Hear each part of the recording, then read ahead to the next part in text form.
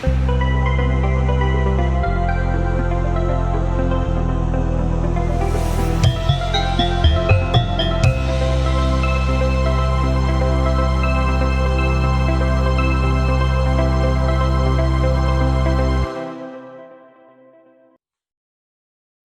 Buddhaya. Selamat datang para pelajar hebat Indonesia. Semoga kalian semua dalam keadaan sehat, bersemangat, dan selalu diberkahi dalam setiap langkah kalian. Hari ini saya sangat senang karena kita akan membahas dan belajar bersama tentang sebuah topik yang sangat relevan dalam kehidupan sehari-hari, yaitu cara menjaga keseimbangan antara intelektual dan spiritual. Mari kita mulai dengan semangat dan bahagia. Bersama saya, Bapak Tupari.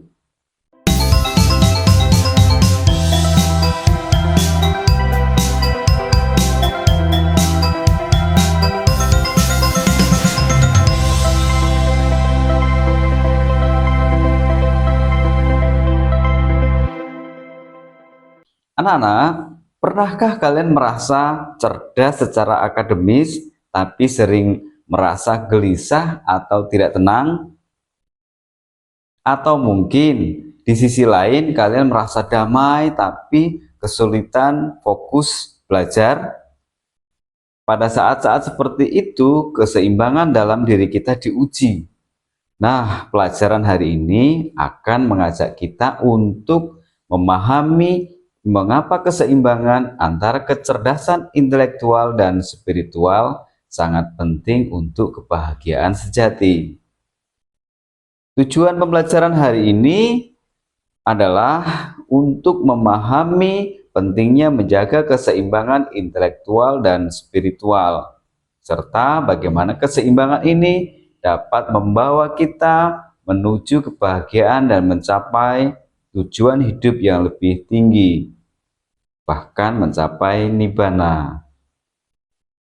Anak-anak, kita semua memiliki kecerdasan intelektual untuk memecahkan masalah, untuk belajar, dan juga untuk berpikir logis. Namun, tanpa kecerdasan spiritual, kecerdasan intelektual bisa disalahgunakan, bahkan membawa pada kesombongan dan juga kejahatan. Kecerdasan spiritual adalah kemampuan kita untuk memahami diri, memahami orang lain, dan memahami nilai-nilai moral. Ini membantu kita menselaraskan tindakan dengan kebijaksanaan, membawa kedamaian batin, dan menjadikan hidup lebih bermakna. Lalu pertanyaannya, bagaimana cara menjaga keseimbangan antara pengembangan intelektual dan spiritual? Berikut 6 cara yang dapat kita lakukan. Pertama, menggabungkan ilmu pengetahuan dengan praktik kebajikan. Selain memperdalam ilmu pengetahuan, penting juga untuk menjalankan kebajikan secara nyata. Praktik berdana dan menjaga moralitas atau sila menjadi fondasi penting dalam pengembangan batin agar tumbuh menjadi pribadi yang lebih bijaksana. Kemudian yang kedua, mempelajari teori Dharma dan mempraktikkan meditasi. Teori Dharma memberikan pemahaman awal, namun praktik meditasilah yang membawa transformasi batin secara langsung. Keduanya saling melengkapi agar praktik meditasi berjalan dengan baik. Supaya kalian dapat melakukan meditasi dengan baik, dibutuhkan bimbingan dari guru yang tepat. Ketiga, menyeimbangkan keterampilan hidup dan latihan spiritualitas. Selain belajar dan mengembangkan keterampilan hidup, lakukan pula pelatihan spiritual seperti melafalkan parita, sutra, ataupun mantra. Belajar memberikan pengetahuan dan wawasan, sementara pelafalan spiritual menenangkan batin dan memperdalam kesadaran diri. Keempat, bergaul dengan intelektual dan orang bijaksana. Interaksi dengan sesama intelektual menambah kecerdasan, sementara bergaul dengan orang-orang bijaksana seperti para rohaniwan dapat memperkaya nilai-nilai spiritual dalam kehidupan. Keduanya memberikan keseimbangan batin dalam kehidupan kita sehari-hari sehingga semakin bertumbuh baik. Kelima, menjalani kehidupan pribadi dan aktif dalam masyarakat. Pengembangan diri melalui disiplin belajar harus diimbangi dengan interaksi sosial.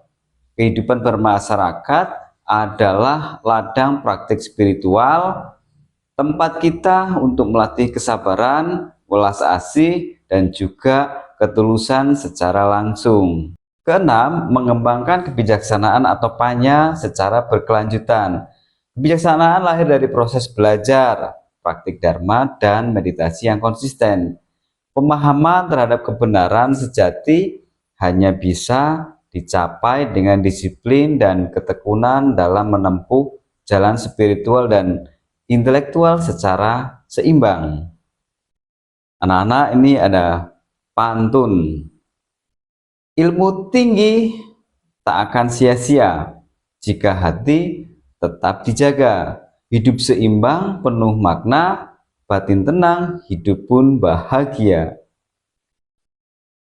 Salah satu manfaat menjaga keseimbangan intelektual dan spiritual adalah: pertama, dunia lebih damai dan harmonis.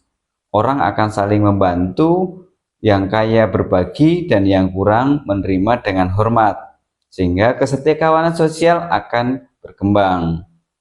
Kedua, kehidupan pribadi seseorang lebih bahagia dan tentram. Keseimbangan intelektual dan spiritual dalam skala mikro, yaitu dalam setiap diri seseorang, menjadi penentu kebahagiaan yang dimiliki. Dari kecerdasan intelektual, seseorang dapat menghidupi dirinya dan mengumpulkan materi untuk menopang kebutuhan hidupnya.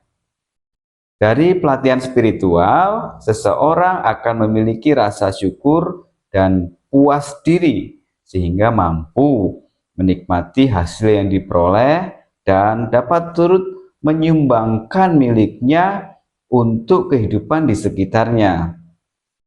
Ketiga, kehidupan sosial akan terjaga dan kesetiakawanan sosial akan berkembang. Ketika seseorang dapat menjaga keseimbangan intelektual dan spiritual, tidak banyak kejahatan dan perilaku tidak terpuji yang dilakukan. Keempat, potensi mencapai tujuan akhir atau nibbana lebih cepat. Dalam agama Buddha, tujuan akhir umat Buddha adalah mencapai pencerahan, mencapai kebahagiaan sejati, yaitu nibbana. Kebahagiaan nibbana diperoleh dari praktik sila, meditasi, dan juga pengembangan kebijaksanaan atau panya. Penting juga untuk menjaga keseimbangan antar kebahagiaan duniawi dan spiritual. Hindari terlalu fokus pada kenikmatan indrawi tanpa memikirkan aspek batin. Anak-anak perlu diingat bahwa intelektual tanpa spiritual itu buta. Spiritual tanpa intelektual itu lemah. Keduanya harus berjalan seiring untuk membentuk pribadi yang utuh. Ada quotes menarik ini ya. The mind is everything, what you think you become. Ini oleh Buddha. Pikiran kita adalah segalanya. Apa yang kita pikirkan, itulah yang akan menjadi diri kita. Ini menekankan kekuatan batin dalam membentuk diri. Anak-anak, sebagai kesimpulan, patut direnungkan bahwa menjaga keseimbangan intelektual dan spiritual adalah kunci menuju kehidupan yang harmonis, damai, dan bermakna.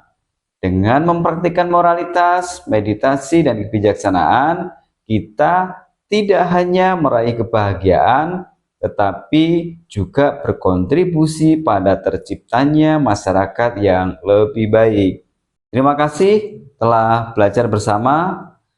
Untuk materi selanjutan, silahkan kunjungi LMS Pergabi dan juga kunjungi channel YouTube Pergabi untuk konten inspiratif Buddhis lainnya. Mari kita terapkan pelajaran ini dalam kehidupan sehari-hari, menjadi pribadi yang cerdas dan berhati mulia. Namo Buddhaya.